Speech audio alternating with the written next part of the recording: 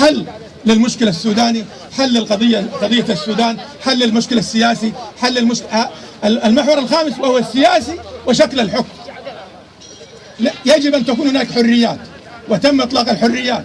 وأستاذي حامر بالأمس كان يتحدث بلهيب، قبل ذلك لم تكن حرية الحديث ولكن كانت الآن، واليوم نحن نطلب أن نستمع إليه أن يتحدث عن الحرية وعن الحرية وفي الرأي السياسي. وهو الآن مسموح للجميع أن يتحدثوا، مسموح للجميع أن يناقشوا القضايا. هذه قضايا وطنية تهم الكل، يجب الكل أن يدلي بدلوه فيها. يجب أن نتفق في النهاية على روشتة نعتبر هي العلاج الحقيقي للداء السوداني، ثم ينهض هذا السودان.